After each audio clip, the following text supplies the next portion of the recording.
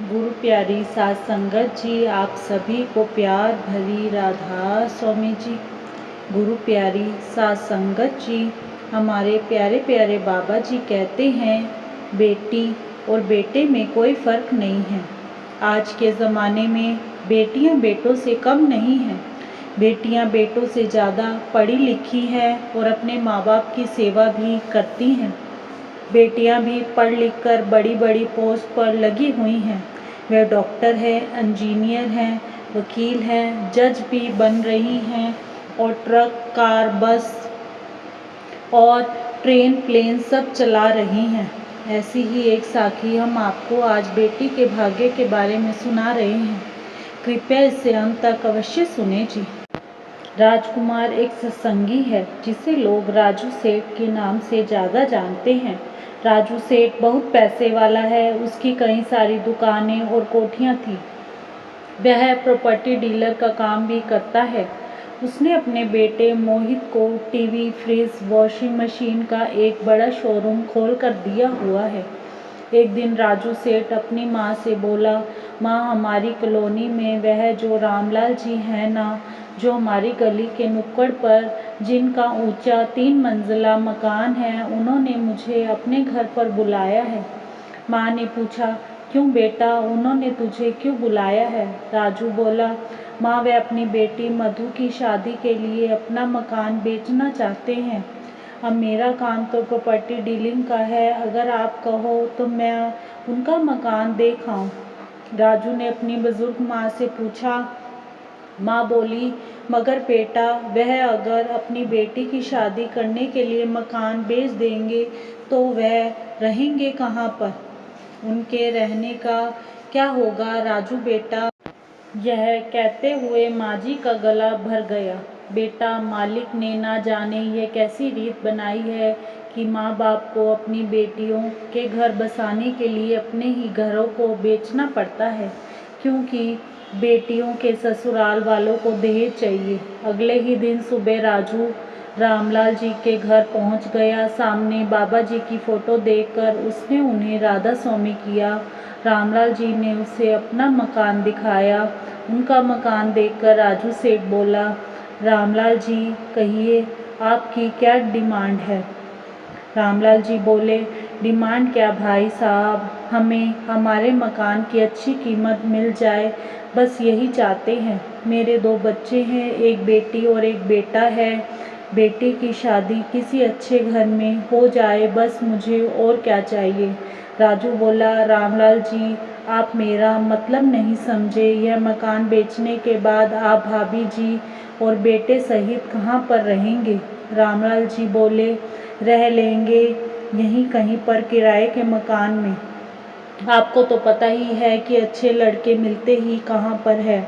शादी का खर्च, दहेज का खर्च और रिश्तेदारों को लेन देन करना पड़ता है।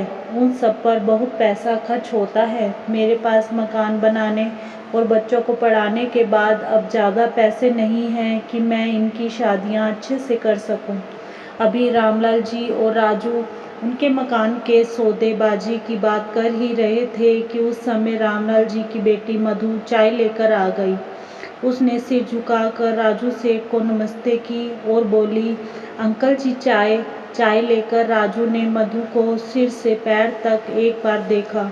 मधु सलवार सूट में बहुत सुंदर लग रही थी, जैसा राजू ने आज तक अपनी माँ में देखा था।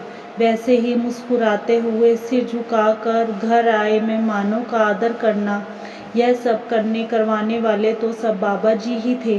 राजू बोला, रामलाल जी, आप मकान के बेचने की बात को छोड़िए। मेरे पास आपके लिए एक बहुत बढ़िया सुझाव है, जिससे आप अपने मकान को भी नहीं बेचेंगे और आपकी मधु बिटिया की शादी भी हो जाएगी। रामलाल जी, उनकी पत्नी, बेटे और बेटी मधु सहित सभी हैरान होकर राजू जी को देखने लगे। रामलाल जी बोले, वह कैसे राजू जी? राजू बोला, रामलाल जी, आप सब मेरे बेटे मोहित को तो जानते ही हैं, जो टीवी शोरूम वाली मेरी दुकान पर बैठता है। मैं आपसे उसके लिए आपकी बेटी मधु का हाथ मांगता हूँ। कृपया करके आप अपनी बिटिया को हमारे घर की बहू बना दीजिए और मुझे आप लोगों से कोई दान दहेज भी नहीं चाहिए। बस हमें 3 कपड़ों में अपने घर के लिए एक बेटी चाहिए। मोहित की माँ तो बचपन में ही छोड़कर चली गई थी, वह तो आप सब जानते ही हैं। मोहित की दादी ने ही उसको पाल पोस कर बड़ा किया है। बाबा जी का दिया हमारे पास सब कुछ है, किसी चीज़ की कोई कमी नहीं है। हम शादी किसी गुरुद्वारे में खास रिश्तेदारों के सामने करवा देंगे और उसके बाद हम अपने घर में एक बड़ा सा रिसेप्शन करवाएंगे ताकि सभी रिश्तेदार और कॉलोनी वालों का मुंह मीठा हो जाए। वैसे मैं अभी आपके यहाँ पर अपने बेटे मोहित को बुलवा लेता हूँ, आप सभी उसे देख ले और मिल लीजिए। यदि आप सबको वह पसंद आए, खासकर मधु बिटिया की रजामंदी होगी तो बात आगे बढ़ाएंगे।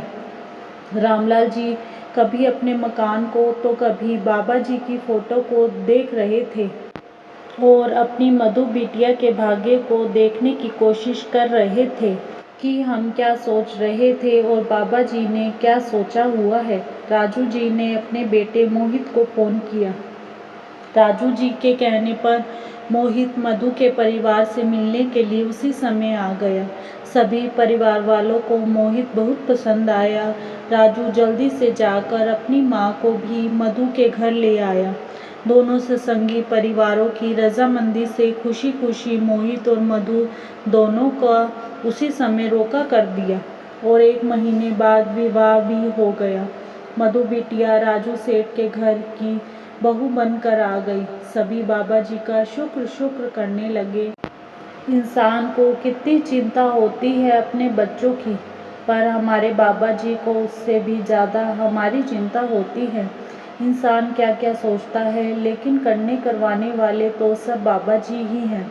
होता वही है जो उस कुल मालिक ने सोचा है। मकान भी नहीं बिका और शादी भी हो गई, ये बिल्कुल सच्ची बात है। खुद रामलाल जी की पत्नी जो ब्याह सेवा पर आई हुई थी उसने बताई थी। शुक्र मालिका, शुक्र दात्या, आपका बहुत बहुत शुक्रिया। इसी के साथ इजाज़त चाहते हैं। कल मिलेंगे एक नई साखी के साथ। तब तक के लिए राधा स्वामी जी। अगर साखी अच्छी लगी हो तो कमेंट बॉक्स में राधा स्वामी अवश्य लिखें जी। राधा स्वामी जी।